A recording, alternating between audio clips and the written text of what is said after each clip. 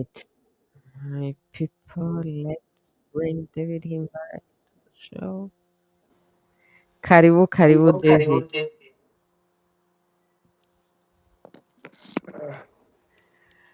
Karibu, karibu, David Himbara. We see you. We have you in the show.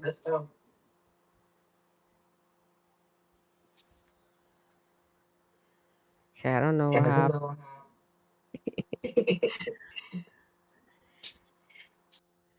David Himbara, karibu sana. We have you. Hello there. Can you hear me?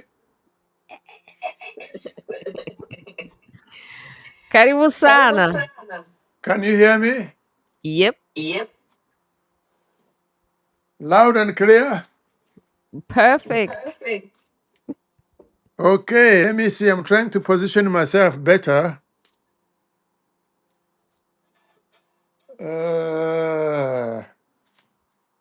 This is very primitive place for mine. Otherwise, how are you doing there? Oh, I'm doing great, fiance. How are you? I'm good, thanks. Uh-huh. I'm waiting to visit Vancouver. You are refusing to invite me. You know how they have sabotaged the way we work. Uh, Since COVID, they destroyed the studio and everything. So like we learned how to work online by a distance, and it's very hard to go back to how we used to work before. Eh? all right. Can you now see me and hear me properly? Perfect. Great. Let me just hold on. Just let me increase my volume. Mhm.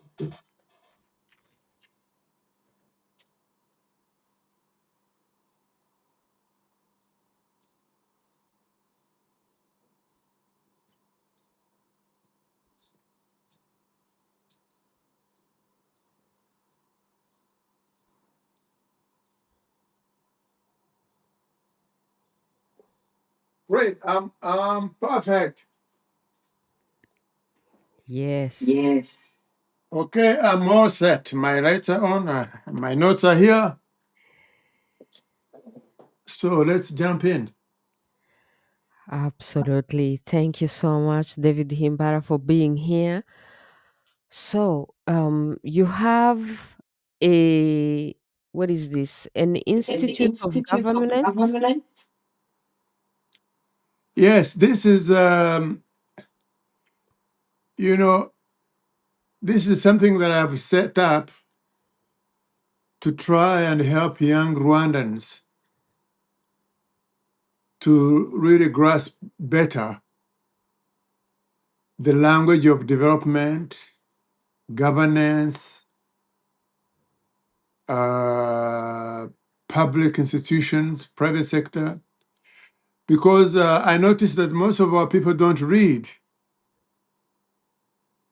So I have devoted my effort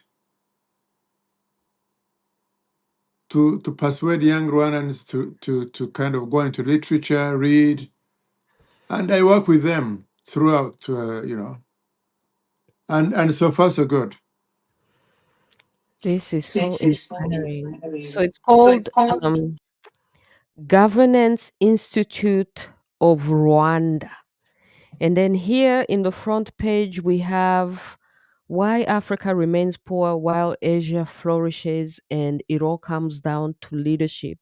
And then you have all these people who are posing as leaders, but really not doing much. And then I don't know if we saw recently Museveni apologizing to Ugandans, talking about how he was, he was sorry and he wanted Ugandans to forgive him. I know I posted the video. It's been a minute on X Twitter. And so, what do you think about that? And these leaders, what kind of leadership Do we deserve, sometimes they say that leaders have nations have the leaders that they deserve, so you see what's happening in Uganda. uh Besigye is in prison, and yet Museveni comes out and apologize. He's been in power for so many years. Like, what is he apologizing about? Why can't he just resign, and then he can apologize once he's gone? So, like, what's up with all these leaders, and how do you see the future of leadership? While I keep searching for the link where Museveni is apologizing so we can see it.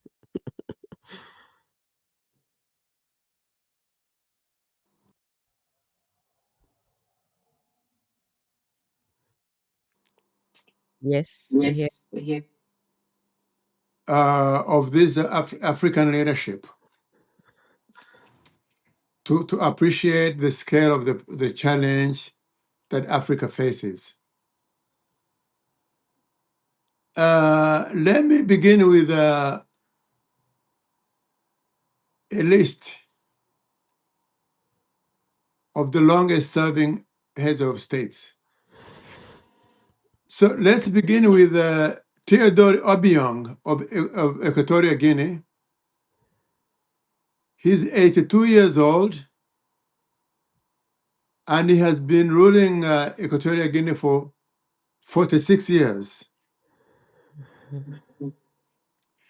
Next is Paul Biya of Cameroon. He's 92 years old, and he's been in power in Cameroon for 43 years. Next, we have Denis Nguesso of Republic of Congo. He's 81 years old. He has been in power for 42 years. Then we come to the man you just mentioned, Yoweri Museveni of Uganda.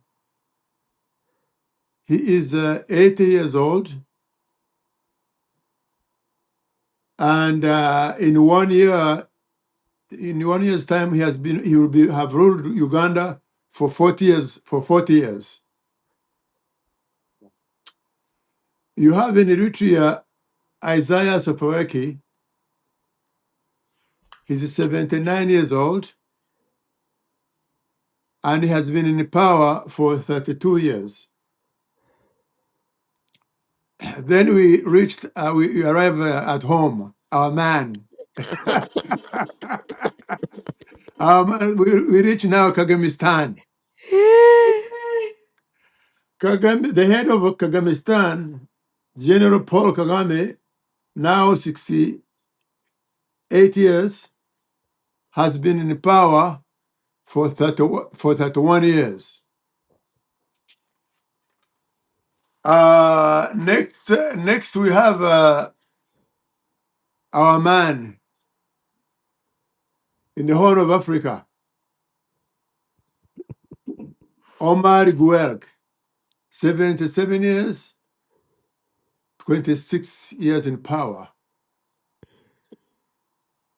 And then in Togo, we have Faure Gatien,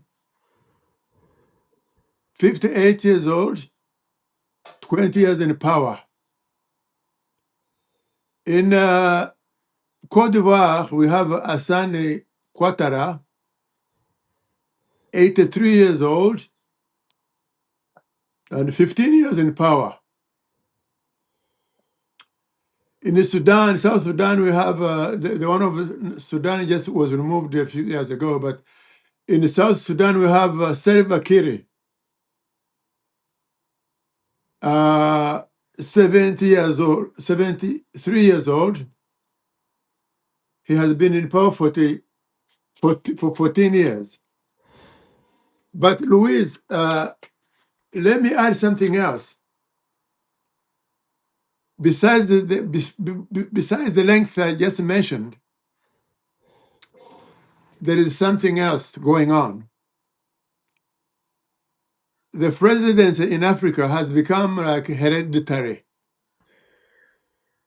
passing from from father to son. In Gabon, Ali Bongo ruled for 42 years. Then he handed power to his son Omar Bongo, who ruled for 14 years. And last year he was overthrown by his cousin.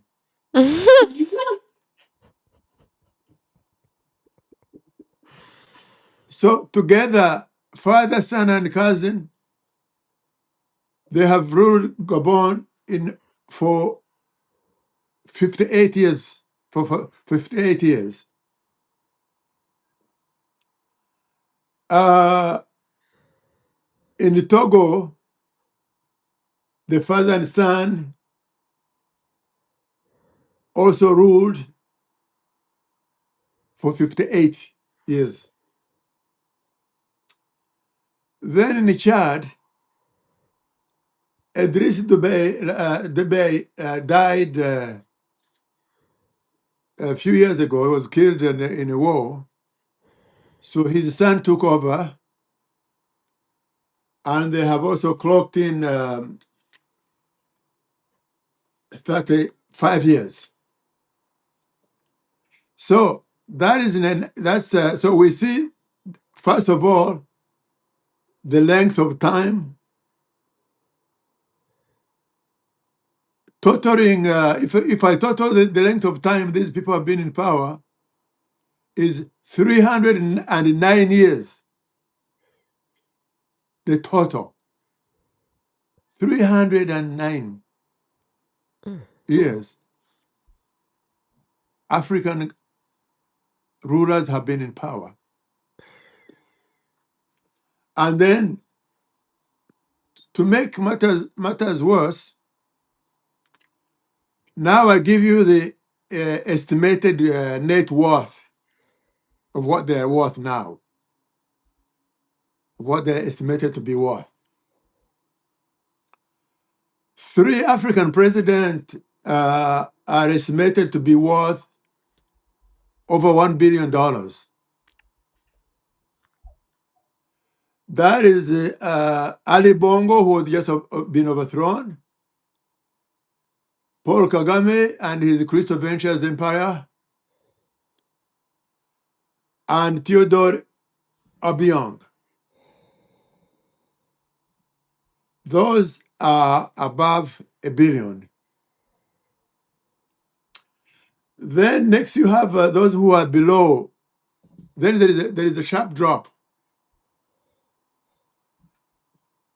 The next 3 have under $200 million worth. That is Paul Biya, Asman Ouattara, and Isaias Afewerki. Those have not reached 200 yet. They're below 200 million. And then I have a bit of bad news for your man Museveni. He's the poorest, worth only a miserable 20 million. He's very poor. Or maybe he knows how to hide it better than this one.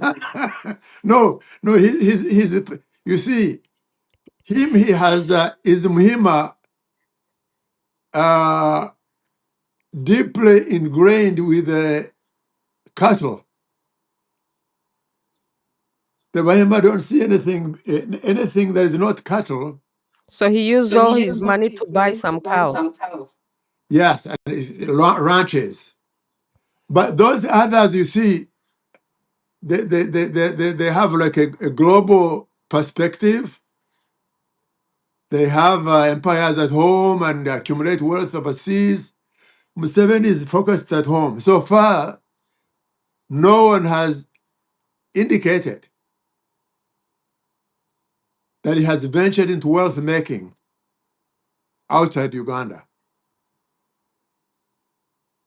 That's what I read in the document. So what is he apologizing about? And should he be forgiven? So anyway, let him let Ugandans let Ugandans deal with him. But in a nutshell, that is the situation you have in Africa. So now, fiancé, Mm. this is what when I'm sharing lessons with my the young Rwandans in the Institute of Governance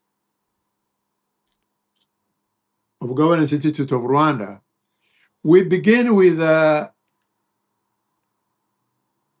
beliefs we have held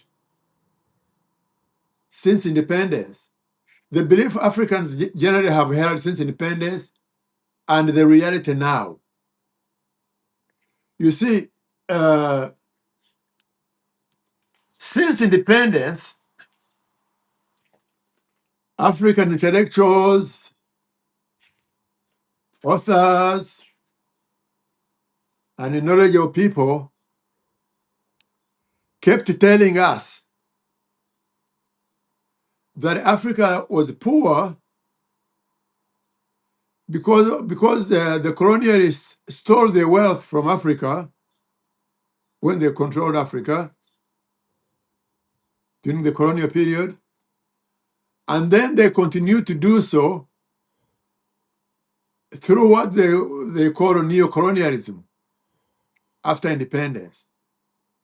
So the theory goes that they kept nothing changed, only the name, from colonial to neo-colonialism.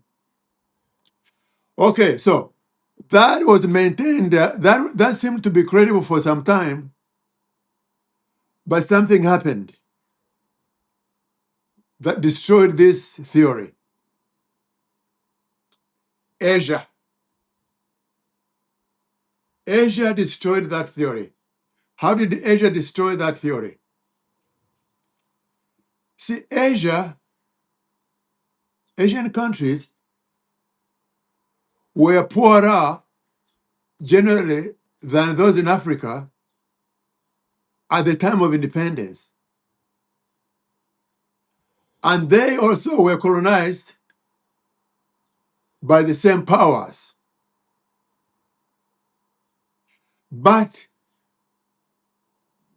when we reached in the 1990s, Asian countries had moved higher. So now by 2025, they have gone beyond the spectacular. Let me begin with the case of India, the longest colonized country in the world by the British, who ruled India, took Indians from India and threw them all over the world to work. In 2025, India surpassed the UK in GDP, and then also surpassed Japan in GDP, so that in 2025, India is the third largest economy in the world after the US and China.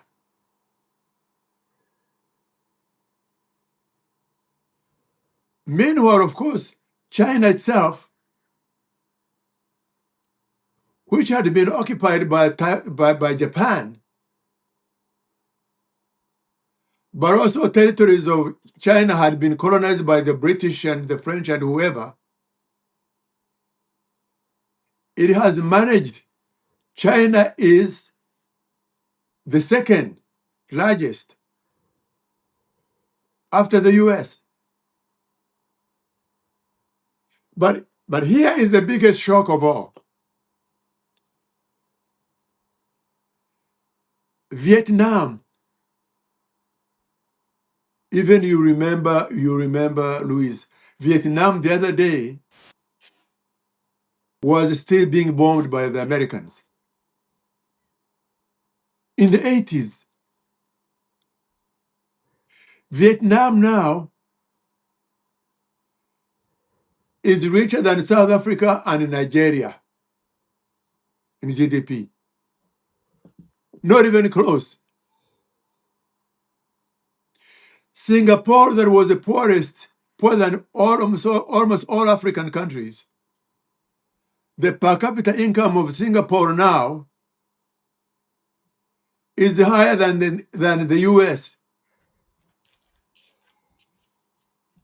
Per capita income of 84,000 versus GDP of Rwanda, $900,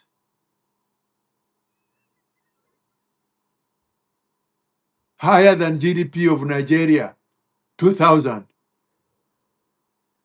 They are nowhere in the same league. Those countries in Asia now are the ones now coming to Africa to colonize Africa. Africa are begging for aid from them to build roads for them, support them, give them financial aid. As the aid from the industrialized world is drying up. So, what does this mean? What does this mean, Louise? What does this mean? What is the future of Africa? But I have a bit of good news. Mm-hmm. I have a bit of good news. A young man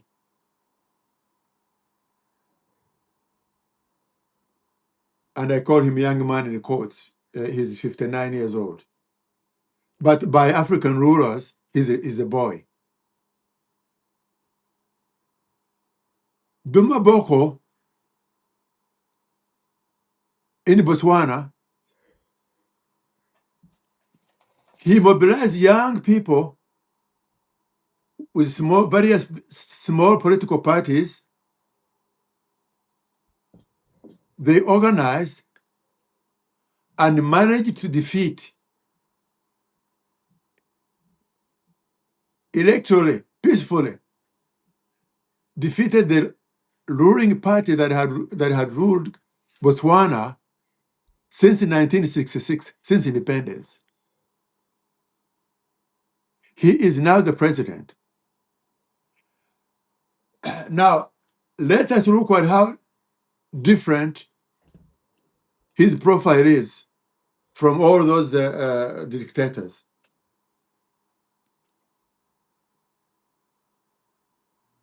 Duma Boko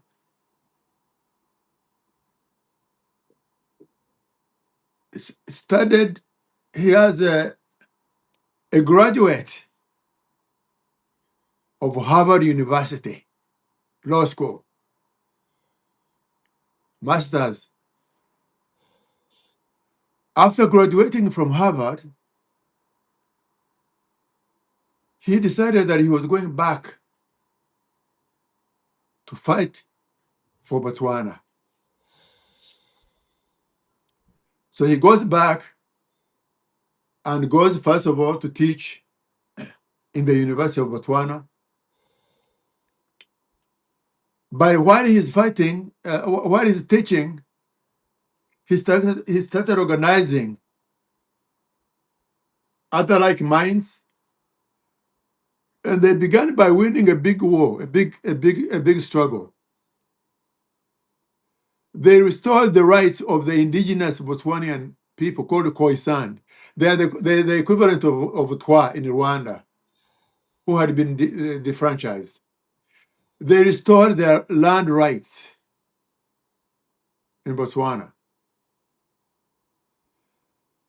Then This young leader was not satisfied. He said, let me now organize political parties. We are small. Only if we're united, we can defeat the ruling party that has been ruling us for 58 years, since 1966. And they did last year. He is now the president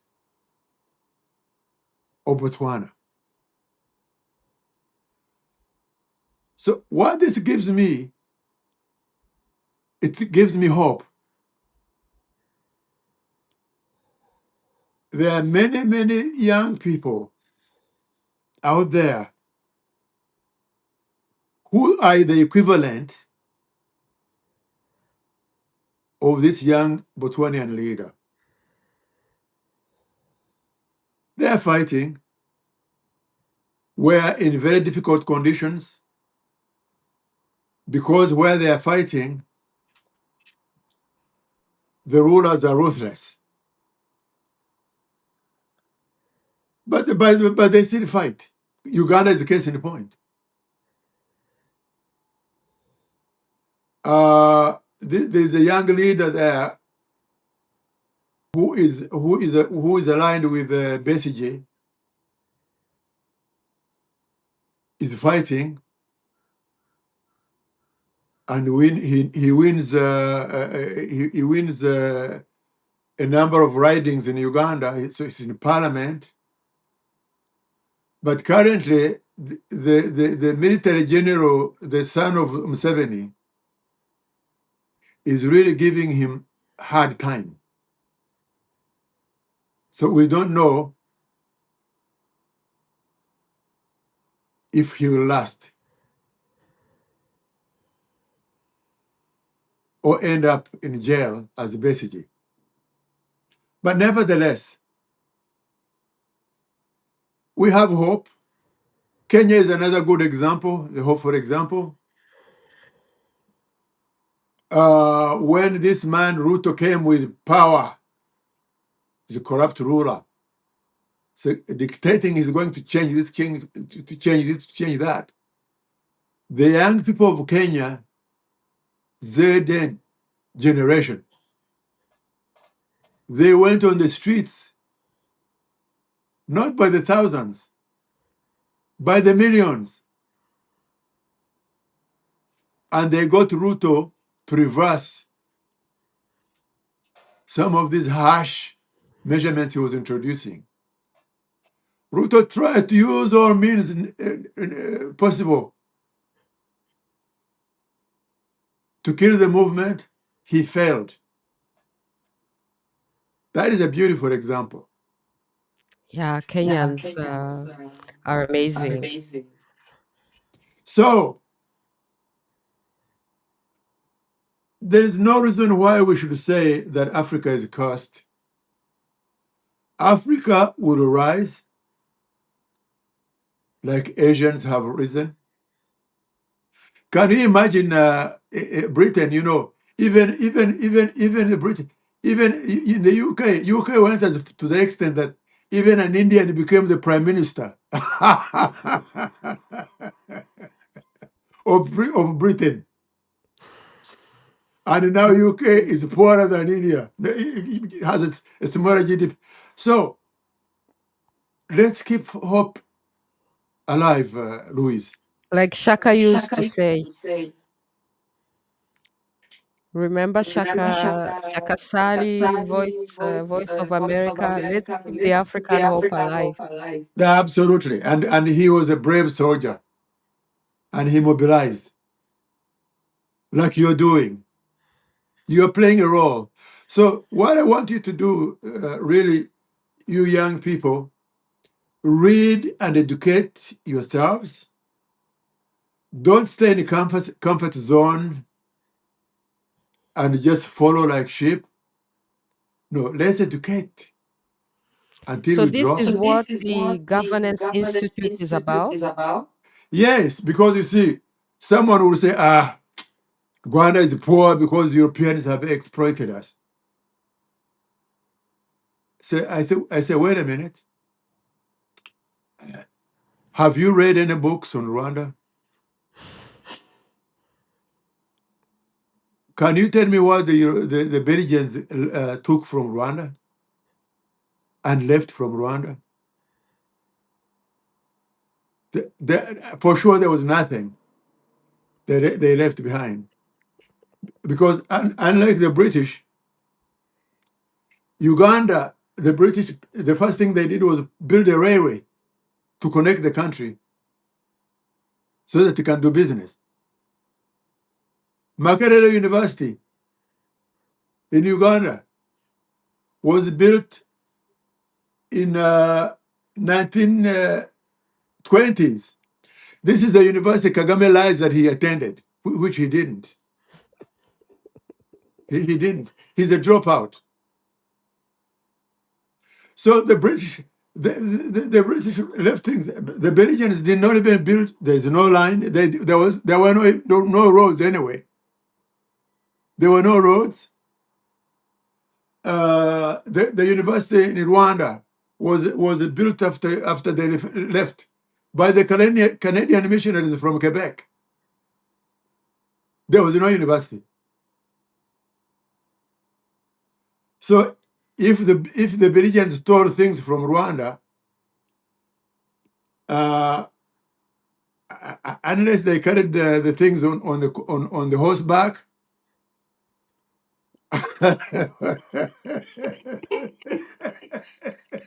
I don't, because you see, and I don't know if the horseback they could have ridden that horse from Rwanda all the way to the coast, Tanzania or Kenya. So what I ask these young men is, say, now read, or young women, now read Rwanda. Do you know the kingdom of Tutsi? Do you know Buhake? Do you know the Hutu revolution? Do you know the Kayuba and Habyarimana Hutu power? Do you know the return of the Tutsi who have now put the worst killing machine? So I challenge them to read. Don't take anything for granted. Don't complain about Rwanda when you know nothing about Rwanda. I ask them, by the way, no one has, but they're honest. Of all people that I have read, I have met, the most really brilliant book written on Rwanda by Jan Vincena, the antecedent of the Nyiginya Kingdom. That is a classic. And then there is my friend David Whitehouse, who has written Rwanda, Burundi, and Missionaries and the Colonial State. These two are, and he brings the story up to the end of Kaibanda. So I tell you, if any of those Rwandans have not read at least these two books, and I'm talking about minimally, to understand where the conflict comes from, understand how all the regimes have wiped out the Twa, who the indigenous people of whom we are left 20,000. The regimes of the Habyarimana and Kaiban and Kagame, they prefer to look after animals so that the tourists can come and watch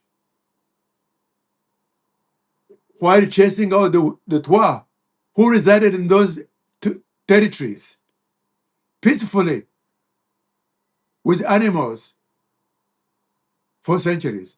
But the Twa now are on the streets dying.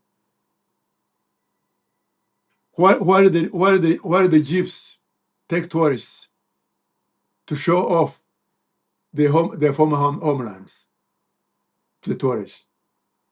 That is my job. That's the job that I have given myself. If you're going to argue about anything about Rwanda, tell me if you know it, and I'll give you an exam. Even the books that I have written from the Kagame, the economic mirage of the lies, hardly anyone has read. I have now written 6 books. It's only me who reads them, Louise. You and I read them. Yeah, so we are the authors and readers. No, how can you lead if you can't read? That's my job, and really, it's with your support that we really made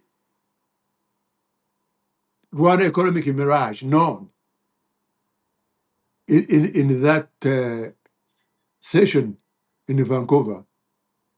And that is from where they managed to take a picture of me. You know, remember it was cold and I was sneezing, touching my nose.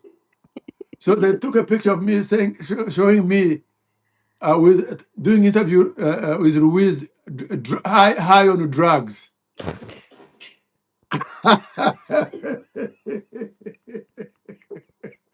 That is the benefited one, and it goes from showing me high on drugs. God bless you, Louise. This work you're doing, continue doing it and challenge Rwandans to think. Thinking begins with reading, educating the mind. Absolutely. You can't say, well, South Africa was underdeveloped because of the Europeans and apartheid. Okay, fair enough. Fair enough. But what has happened to South Africa since the blacks took power? You know, Louise, I was reading the other last night. I was actually I wrote a funny piece to myself. I'll share it with you. I was laughing, but I was crying inside. You know, I lived in South Africa. I love South Africa to death. So I was reading the Auditor General's reports of 2024 of South Africa. She reports that only Cape Town is the only city in South Africa that got a clean audit. There was no corruption. There was no expenditures. Everything was in order. Cape Town, the one and only, and it has done so in the past 10 years.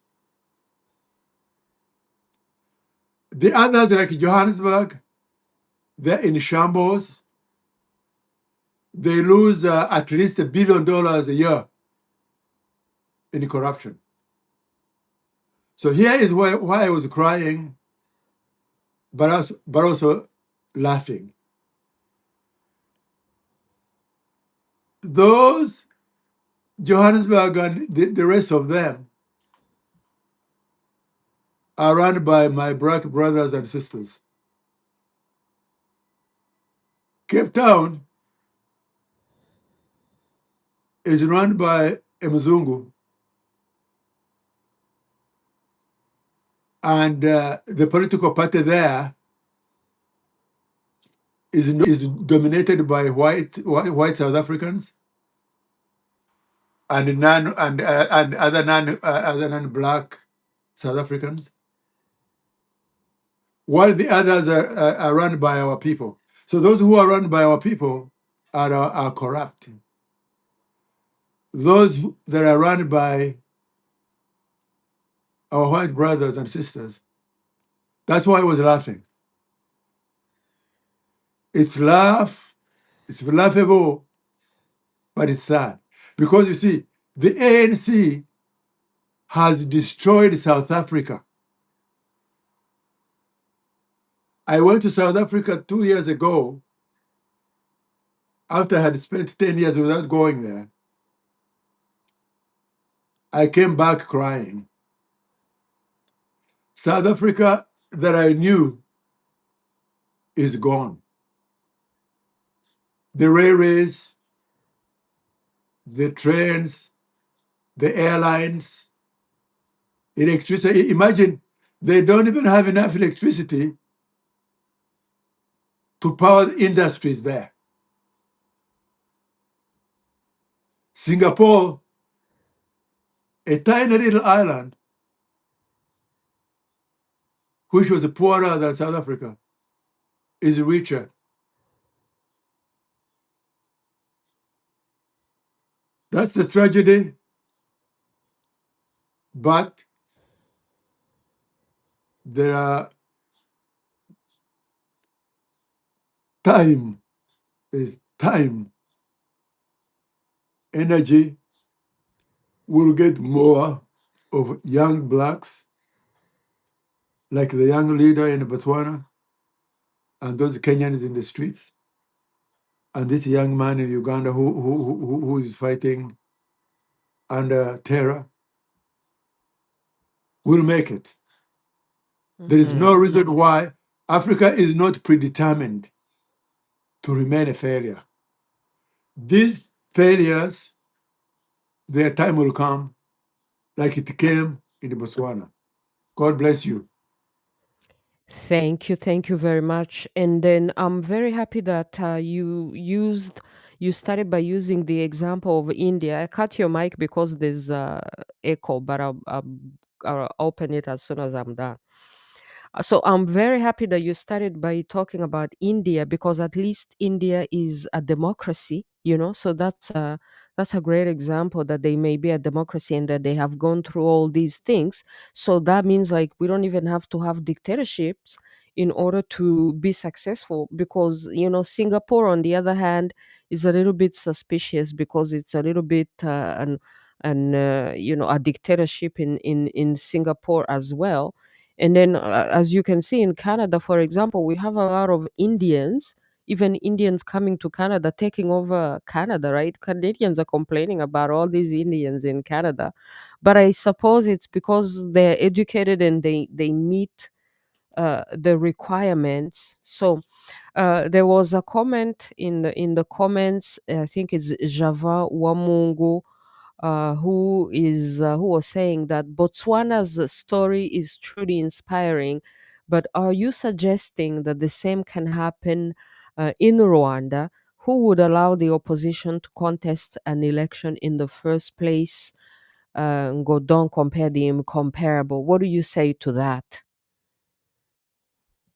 No, no. Before I answer that, let me respond to what you just said, which was very very interesting. Before the comment, India, India indeed is a democracy, but here is the thing: in Asia, both dictatorships and democracies succeeded in developing their countries. In Africa, neither have. Neither have. Because you see, usually a dictatorship is the one that can say, you know, can do things very rapidly and get things done. That is the case of Singapore and even China. But they were dictatorships, but they did get things done. But our dictators have not done. They took money instead overseas into foreign accounts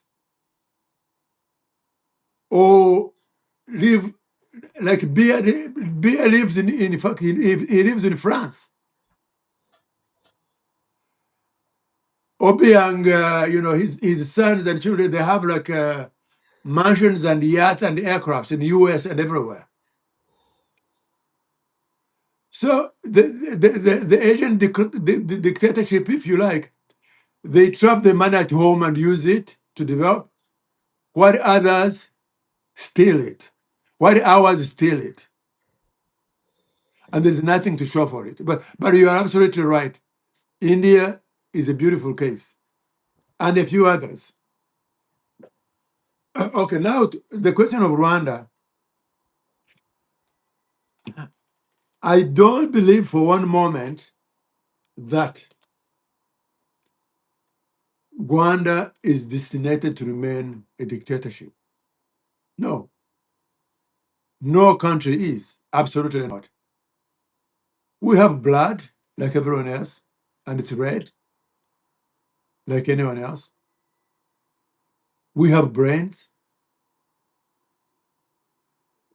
Our problem has been, it has always been, seems to be, especially in the Kagame years, the fear. The fear is so great. The fear is very, very powerful because you see, opponents of the regime, either are imprisoned, they disappear, they are murdered, or they hide inside and say nothing in order to feel safe. True, but such is life.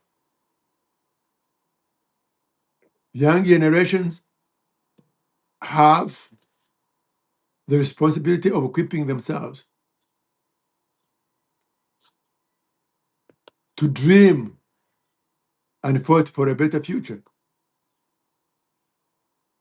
Each dictator how long dictator comes and goes and dies. No one will be there forever. Kaibanda lasted 11 years.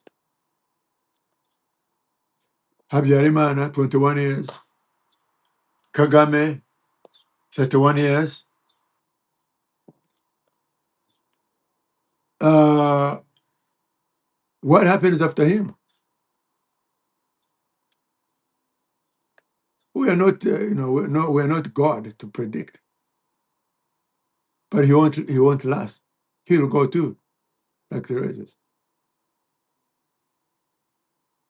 And that's why we have to keep fighting, especially dealing with the problem that affect us Rwandans, that prevent us from achieving great things. We are divided tribally in the so-called Hutu and the Tutsi and the Twa that have died off. Today, when I see political party, if I see a political party overseas made up of exclusively Hutu or exclusively Tutsi, I laugh.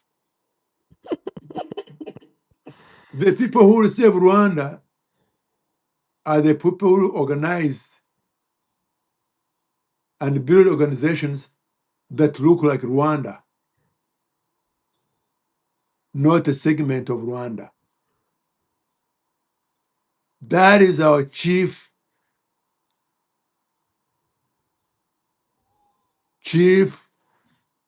flawed and enemy, disunity and fighting over empty cups. But we learn, we all learn, and we are not exceptions. That's how I would answer that. Thank you so much, David Himbara, for educating us. So, the whole purpose of your organization, then, the Governance Institute, is to make sure that we have proper leaders to teach leadership because leaders have to be trained as well, you know? That is correct. You see, the people that I meet on on internet. They're leaders of political parties. They're leaders of civil society organizations. They are academics. They are journalists. They're business people, and so on and so forth. So the first thing I challenge them, first of all, is, do you know the country that you're fighting for? Because if you don't, if you're, for example, if you're Tutsi, and you have not read about the history of Uhachi,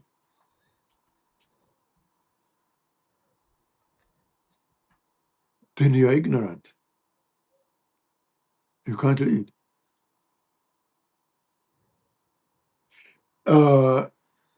If you're a Hutu and you don't know the legacies of violence in Kaibanda and Habyarimana, then you're not a Rwandan. This is called selective learning. You have to take Rwanda in its entire package, the good, the bad, and the ugly. And the ugly is divisions that keep Rwandans apart, fighting falsehoods. You see, the Rwandan dictators were very happy, by the way. They were laughing at Rwandans. Each one comes around and say, you, follow me, I'm your man, you're my tribe. And the Rwandans follow like sheep. But the dictators are laughing. Because in the end, they all gain, they're okay. But Rwandans, Hutu or Tutsi or Twa, stay poor, voiceless. That has to end. Absolutely, and it will end. So, do you mind if we get into Kinyarwanda? Because there's some Rwandan comments as well. Okay, I'll try, but my Kinyarwanda is not the greatest. It's okay. Because, we have to train leadership to the Rwandans as well. So I think the Kinyarwanda audience would benefit from this as well. Absolutely. All right. Reka noneho tugere mu Kinyarwanda, my people. No, Huh? Yes, what were you saying?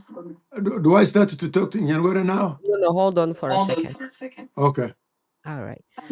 All right, my people, rero reka tugere mu Kinyarwanda. Everybody, thank you very much. So we are going to move just a tiny little bit in Kinyarwanda so that David Himbara can continue to tell us about his governance institute in Kinyarwanda, because Rwandan people need to learn about leadership as well. Murakoze rero, my people, tugere mu Kinyarwanda ho gatoya. Umutumirwa wacu David Himbara atubwire kuri iyi organisme ye nshyashya asigaye afite yitwa Governance Institute of Rwanda, yigisha abantu ku byerekeye leadership. Ubwo aratubwira ibyo ari byo, hanyuma tumugeze no muri bombardement intellectuel. Amamufitiye ibibazo mumubaze, hanyuma abatraining nyine ababwire ku byerekeye ku bashaka kuba abayobozi. Iyi navuga ko ari nk'ishuri yenda ry'abayobozi yashyizeho. Karibu rero my people, turi muri live kuwa gatandatu ku itariki ya 31 za Gicurasi 2025.